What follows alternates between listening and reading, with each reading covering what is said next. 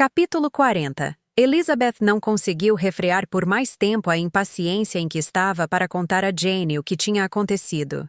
E afinal, resolvendo omitir todos os detalhes que dissessem respeito à irmã, e prevenindo-a de que ia ficar surpresa, contou-lhe na manhã seguinte a maior parte da cena que se tinha passado entre Mr. Darcy e ela. A surpresa de Miss Bennet, a princípio, foi grande, mas aos poucos começou a achar natural o que tinha acontecido, pois julgava que todos deviam compartilhar a admiração que sentia por Elizabeth. Era realmente lamentável que Mr. Darcy tivesse manifestado os seus sentimentos de uma forma que os recomendava tão pouco. Mas o que mais a entristeceu foi o desgosto que a recusa de sua irmã devia lhe ter causado. A certeza que ele tinha do êxito era falsa, disse Jane. E, sobretudo, não devia ter transparecido. Mas não se esqueça de que isto torna ainda mais cruel o seu desapontamento. Realmente, disse Elizabeth. Eu sinto muito por ele. Mas Mr. Darcy tem outros sentimentos que provavelmente expulsarão dentro de muito pouco tempo a admiração que tem por mim. Mas você não me censura por tê-lo recusado? Censurar você? Oh, não. Mas me censura por ter tomado tão a peito o partido de Wickham? Não. Não sei o que haveria de errado no que você disse. Mas você saberá, depois que lhe contar o que aconteceu no dia seguinte. Elizabeth falou então na carta, repetindo tudo o que ela continha, na parte que se referia a George Wickham. Foi um grande choque para a pobre Jane, que de bom grado passaria pelo mundo sem saber que existia nele todo tanta maldade como a que se concentrava aqui num só indivíduo. Nem mesmo a justificação de Darcy, grata aos seus sentimentos, era suficiente para a consolar de uma tal descoberta. Com a maior seriedade, Jane procurou provar que havia uma possibilidade de erro, tentando inocentar um deles sem acusar o outro. Isto não pode ser, cara Jane. Você nunca conseguirá fazer com que ambos tenham razão. Faça a sua escolha, mas é preciso que se contente com um deles. As qualidades dos dois reunidas chegam apenas para fazer um homem bom. Ultimamente, as situações se têm invertido várias vezes. Quanto a mim, estou inclinada a acreditar em Mr. Darcy. Mas você pode escolher o que quiser. Passou-se algum tempo, entretanto, antes que um sorriso aparecesse no rosto de Jane. Não me lembro jamais de ter sofrido um desapontamento tão grande, disse ela. Wickham é tão ruim assim? É quase inacreditável. E coitado de Mr. Darcy. Pense, Lizzie, em tudo o que ele deve ter sofrido. Que decepção. E ele ficou sabendo o que você pensa dele. E ter de contar uma coisa daquelas da própria irmã. É realmente muito triste. Creio que você deve sentir a mesma coisa. Oh, não. Minha compaixão e meu arrependimento se dissipam quando vejo você toda cheia dos mesmos sentimentos. Tenho tanta certeza de que você lhe fará toda a justiça, que cada vez me sinto mais despreocupada e indiferente. A sua generosidade dispensa a minha. E se você continuar a lamentá-lo muito mais tempo, meu coração ficará tão leve como uma pena. Pobre Wickham. O rosto dele exprime tanta bondade. Suas maneiras são tão francas e amáveis. Houve certamente um grande erro na educação desses dois rapazes. Um tem todas as qualidades e outro todas as boas aparências. Eu nunca achei que as aparências de Mr. Darcy eram tão más assim. E, no entanto, ao tomar partido tão violentamente contra ele, sem nenhuma razão, eu me vangloriava da minha agudeza. Uma antipatia tão forte como a que eu tinha por ele é um grande incentivo para a inteligência e para a ironia. A gente pode falar mal de um homem continuamente, sem nada exprimir de justo, mas não se pode rir a vida inteira de alguém, sem de vez em quando se esbarrar numa coisa espirituosa. Lizzie, estou certa de que, quando leu a carta pela primeira vez, não encarava as coisas do mesmo modo. Realmente, eu não podia. Estava muito perturbada. Posso dizer até infeliz. E depois eu não tinha ninguém com quem falar. Não tinha Jane para me consolar, assegurando-me que eu não tinha sido tão fraca e leviana quanto eu sabia que realmente fora. Oh, como eu desejava que você estivesse junto de mim. Foi pena que você tenha usado de expressões tão fortes falando de Wickham para Mr. Darcy, pois agora vê-se claramente que foram imerecidas. Certamente. Mas a infelicidade de falar amarguradamente é uma consequência natural da parcialidade de que me tinha tornado culpada. Há um ponto sobre o qual eu quero o seu conselho. Quero saber se devo ou não revelar aos nossos conhecidos qual é o caráter real de Wickham. Miss Bennet fez uma pequena pausa e depois respondeu. Acho que não há motivo para uma tão terrível denúncia. Que pensa você? Acho que isto não deve ser feito. Mr. Darcy não me autorizou a tornar públicas as suas declarações. Pelo contrário, recomendou-me que guardasse exclusivamente para mim todos os detalhes relativos à sua irmã. E se eu não mencionar este fato central, quem me acreditará? A má vontade geral contra Mr. Darcy é tão violenta que metade dos habitantes de Meryton morreria se eu tentasse colocá-lo sob uma luz mais favorável. Não tenho forças para isto. Wickham dentro em pouco partirá. E, portanto, pouco importa que ninguém aqui saiba o que ele é realmente. Algum dia será descoberto. E então poderemos rir da estupidez dos outros por não terem adivinhado há mais tempo. No momento não direi nada. Tem toda a razão. Se denunciarmos publicamente os seus erros, podemos arruinar a sua vida para sempre. Talvez ele esteja arrependido do que fez e ansioso por refazer a reputação. Não devemos fazê-lo desesperar. Esta conversação ajudou Elizabeth a pôr em ordem os seus tumultuosos pensamentos. Ela se tinha libertado de 2 segredos que lhe haviam pesado durante 15 dias.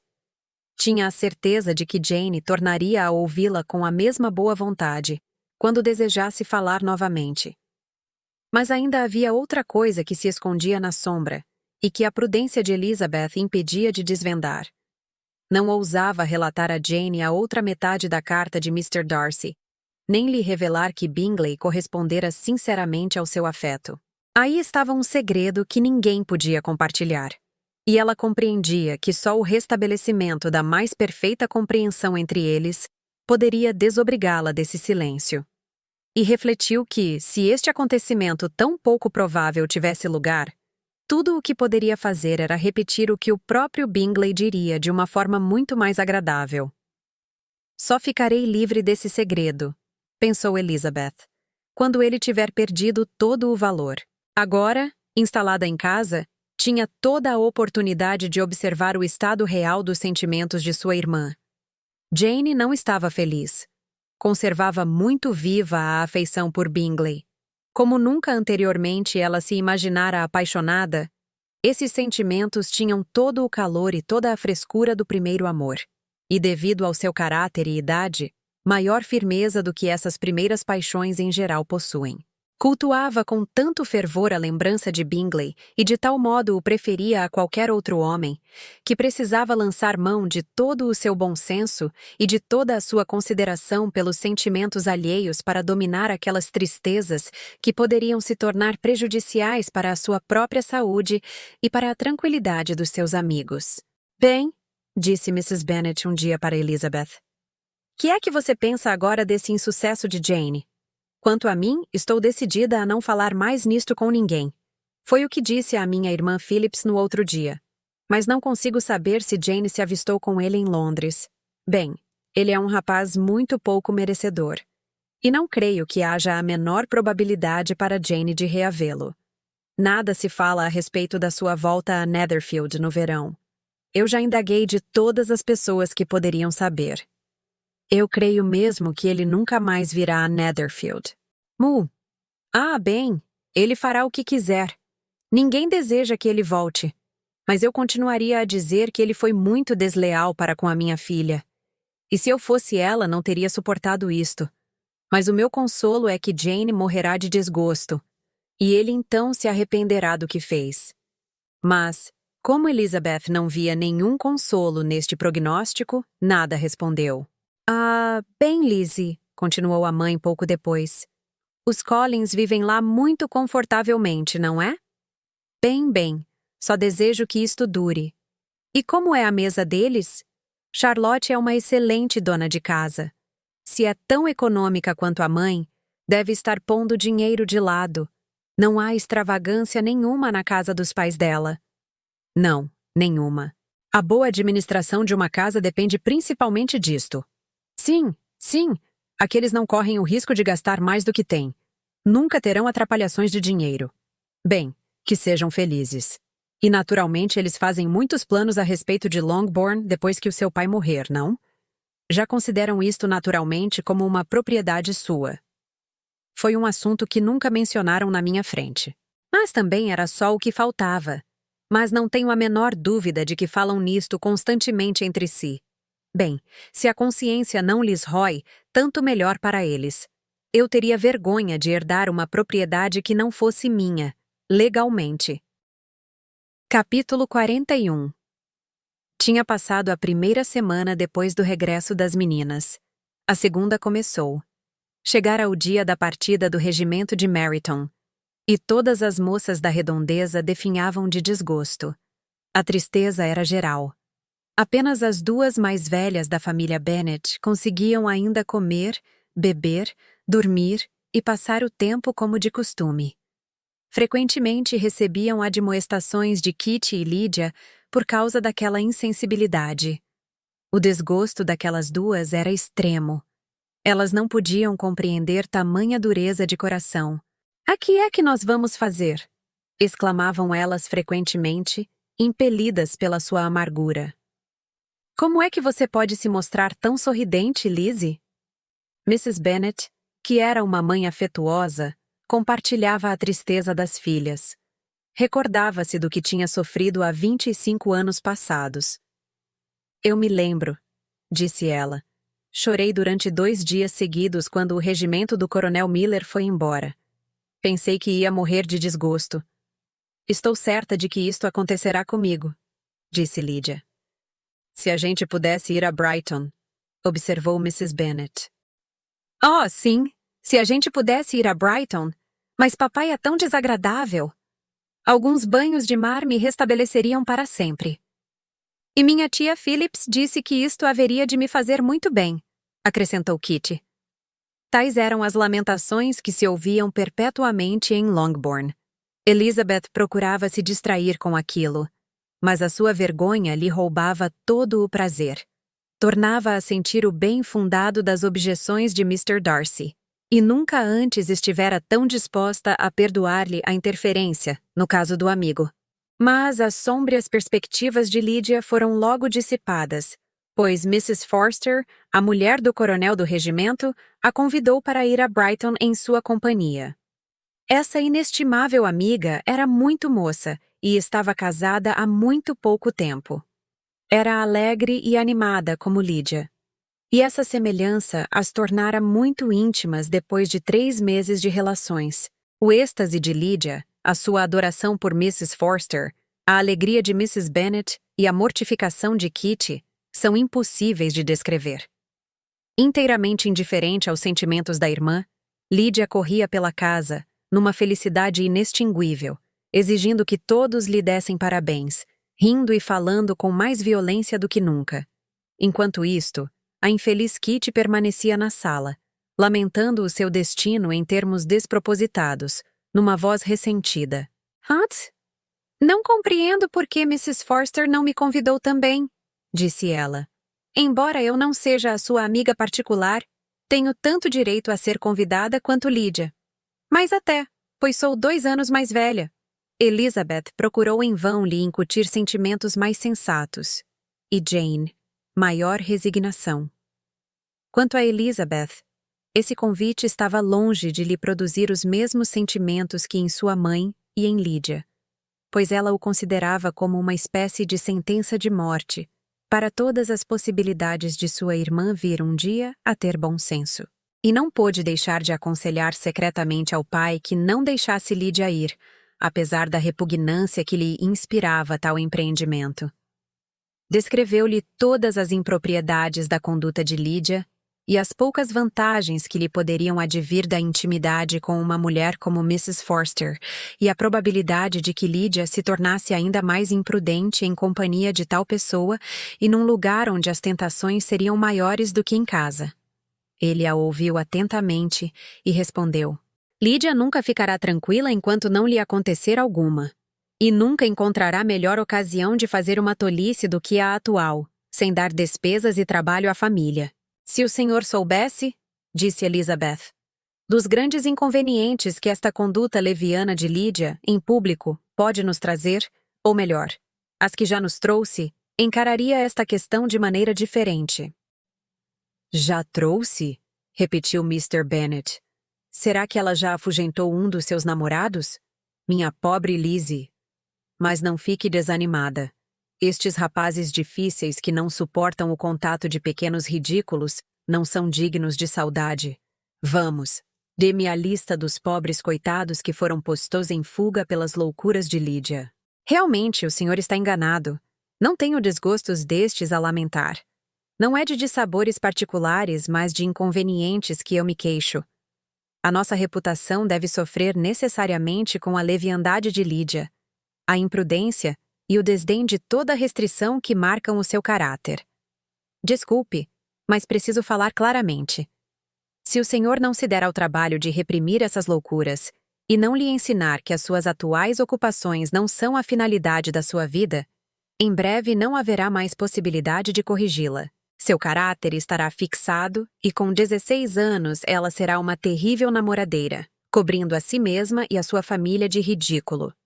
E uma namoradeira no pior sentido, sem outros atrativos a não ser a mocidade e a boa aparência. A sua ignorância e futilidade a tornarão incapaz de vencer o desprezo geral que o seu apetite imoderado de admiração há de provocar. E Kitty também corre o mesmo perigo. Ela acompanhará de olhos fechados os passos de Lídia. Vaidosa, ignorante, ociosa e absolutamente descontrolada. Oh, meu caro pai, acha possível que elas não sejam censuradas e desprezadas em qualquer lugar em que se tornem conhecidas? E que as suas irmãs não sejam frequentemente envolvidas nesse mesmo desprezo? Mr. Bennet viu que todo o coração da filha estava comprometido no assunto, e tomando-lhe afetuosamente a mão, respondeu: Não se preocupe, meu bem. Onde quer que você e Jane sejam conhecidas, serão respeitadas e apreciadas. E vocês não serão menos admiradas porque têm duas, ou melhor, 3 irmãs bastante tolas. Não teremos um instante de sossego em Longbourn se Lídia não for a Brighton. Portanto, deixe-a ir. O Coronel Forster é um homem sensato e tomará precauções para que nada de mal lhe aconteça. E, felizmente, ela é pobre demais para ser objeto de grandes cobiças. Em Brighton, ela terá menos importância, mesmo como namoradeira vulgar, do que aqui. Os oficiais encontrarão moças mais dignas de atenção. Esperemos, portanto, que a sua estada lá lhe mostre a sua insignificância, e de qualquer forma ela não pode piorar muito de conduta, sem nos autorizar a trancá-la em casa para o resto da vida. Elizabeth foi obrigada a se contentar com esta resposta. Mas a sua opinião continuou inalterada, e ela deixou o pai desapontada e triste. Não estava na sua natureza, no entanto, remoer os desgostos, tornando-os assim ainda maiores. Bastava-lhe o consolo de ter feito o seu dever. E inquietar-se com males inevitáveis ou aumentá-los pela ansiedade eram coisas que não combinavam com o seu feitio. Se Lídia e a mãe tivessem sabido o assunto da conversa que Elizabeth tivera com Mr. Bennet, toda a sua volubilidade somada não teria sido suficiente para exprimir a indignação que as possuiria. Na imaginação de Lídia, uma visita a Brighton compreendia todas as possibilidades de felicidade terrena. Ela via, com o olhar criador da ficção, as ruas daquela alegre cidade balneária, repletas de oficiais. Imaginava-se o centro de atenção de dezenas e centenas deles. Via todos os esplendores do campo militar, as barracas estendendo-se em belas filas regulares, povoadas de jovens alegres, resplandecentes nas suas túnicas vermelhas. Para completar a cena, via-se a si mesma sentada sob uma dessas barracas, namorando pelo menos 6 oficiais ao mesmo tempo. Se ela tivesse sabido que a irmã procurava arrancá-la de tais possibilidades e de tais realidades, qual não teria sido a sua indignação? Ela só poderia ter sido compreendida pela mãe, cujos sentimentos seriam aproximadamente os mesmos. A ida de Lydia para Brighton era a única coisa que a consolava da certeza melancólica de que seu marido não tencionava também ir. Mas elas ignoravam tudo o que se tinha passado. E seus êxtases continuaram com pequenos intervalos, até o dia da partida de Lydia. Elizabeth veria então Mr. Wickham pela última vez. Tendo-o encontrado frequentemente em sociedade desde a sua volta, a sua agitação já se tinha acalmado. As emoções da sua antiga preferência, estas se tinham desvanecido de todo.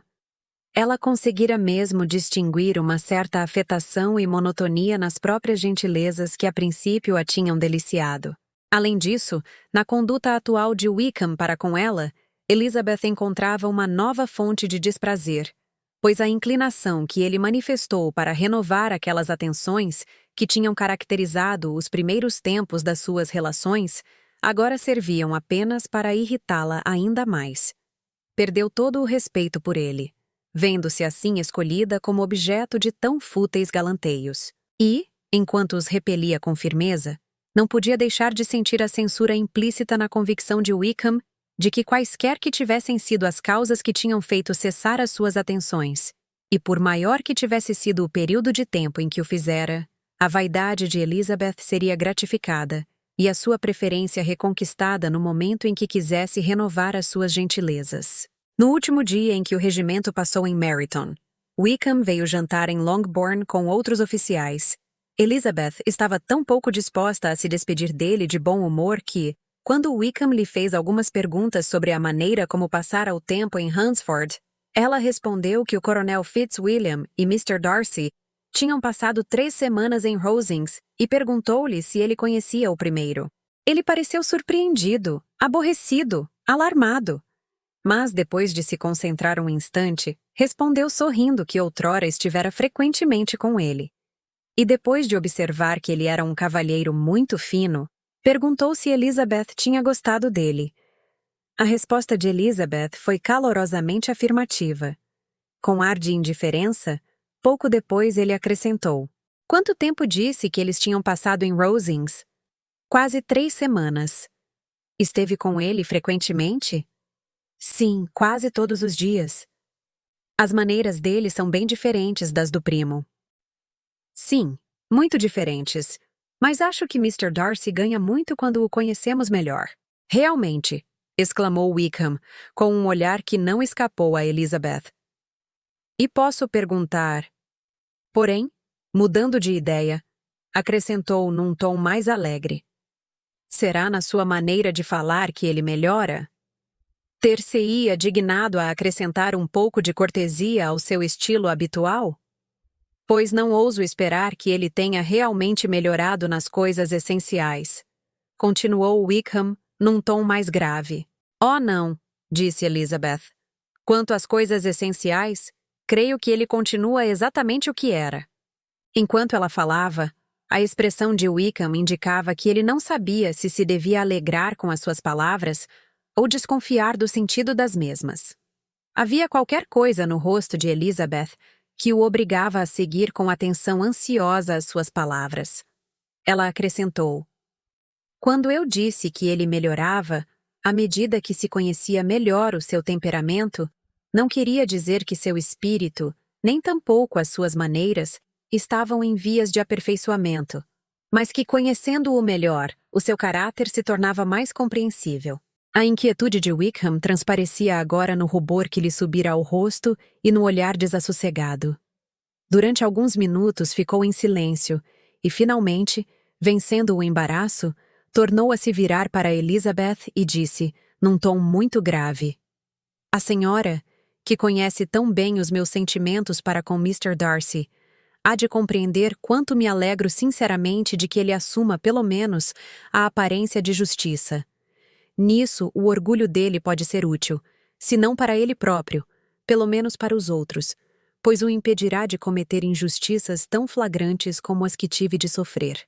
Temo apenas que essas precauções, às quais imagino a senhora acaba de aludir, sejam apenas adotadas durante as visitas em casa da tia, cuja opinião e julgamento ele respeita muito. O medo que a tia lhe causa sempre atuou sobre ele, quando estão juntos, E uma grande parte disto deve ser atribuída ao desejo que tem de favorecer o seu projetado casamento com Miss de Bourgh, pois sei com certeza que ele leva isto muito a sério. Elizabeth não pôde deixar de sorrir, mas respondeu apenas com um ligeiro aceno de cabeça. Compreendeu que ele desejava arrastá-la para o assunto das suas mágoas e não estava disposta a tolerá-lo. Durante o resto da noite, Wickham procurou se mostrar alegre e despreocupado como sempre, porém cessou as suas atenções para com Elizabeth. Separaram-se com mútua cortesia e possivelmente um desejo igual de nunca mais se encontrarem. Quando chegou a hora de as visitas se retirarem, Lydia regressou com Mrs. Forster para Meryton, de onde deveriam partir no dia seguinte de manhã cedo. A separação entre ela e o resto da família foi mais ruidosa do que patética.